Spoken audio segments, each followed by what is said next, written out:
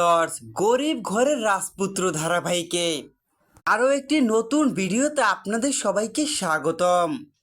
উত্তেজনায় ভরপুর ধারাবাহিকে এসেছে। উত্তেজনার শীর্ষে থাকা ধারাবাহিকে নতুন চমক সামনে এসেছে। মেঘলা গর্ভবতী মা হচ্ছে জানতে পেরে মেঘলার সামনে ডিভোর্স পেপার ছিঁড়ে ফেলল অনেক, যা দেখে চমকে গেল মেঘলা। এমনই ধামাকা চমক সামনে এসেছে। তো বন্ধুরা, বিস্তারিত সম্পূর্ণ জানতে হলে ভিডিওটি না টেনে দেখতে থাকুন শেষ পর্যন্ত। গল্পে ইতিমধ্যেই তো আমরা দেখতে পাচ্ছি অনিক যে মেঘলাকে ডিভোর্স দেওয়ার সিদ্ধান্ত নিয়েছে। এর জন্যই অসুস্থ হয়ে পড়ে মেঘলা। মেঘলাকে নিয়ে ডাক্তারের কাছে এসেলে তখনই ডাক্তার সুখবর দেয় মা হতে চলেছে মেঘলা। মেঘলা যে মা হচ্ছে এই বিষয়টাই সামনে আসে, কিন্তু এদিকে যে অনেক মেঘলাকে ডিভোর্স দেওয়ার সিদ্ধান্ত নিয়েছে। কেননা মেঘলার সাথে সংসার করতে চায় না অনেক।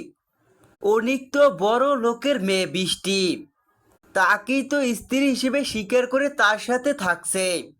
গরিব ঘরের বস্তির মেয়ে মেঘলার ভালোবাসা ছুঁড়ে ফেলে বৃষ্টিকে আপন করে নিয়েছে অনেক। কিন্তু অনিক তো এখন এটা জানে না, বৃষ্টির চাইতেও বড় লোক হলো মেঘলা। সালিমা বিল্ডার্সের মালিক যে মেঘলা, এক নাম্বার সুনাম ধন্য কোম্পানি ও কোটিপতির তালিকায় শীর্ষে। সেই সালিমা বিল্ডার্সেরই মালিক যে মেঘলা, এই বিষয়টাই দেখা যায় জানতে পারে অনিক। এমনকি অনিক এটাও জানতে পারে যে মেঘলা মা হতে চলেছে। মেঘলার গর্ভে যে অনিকের সন্তান, এর জন্যই দেখা যায় অনেক মেঘলা যে হাজার কোটি টাকার মালিক, এর জন্যই মেঘলার কাছে ছুটে আসে অনেক। অনেক মেঘলার কাছে ছুটে এসে মেঘলার সামনেই ডিভোর্স পেপার ছিঁড়ে ফেলে।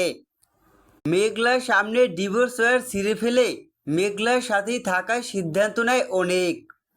তো বন্ধুরা, অনিক যে আবারও মেঘলার কাছে ফিরে এলো শুধুমাত্র মেঘলার সম্পত্তির জন্য।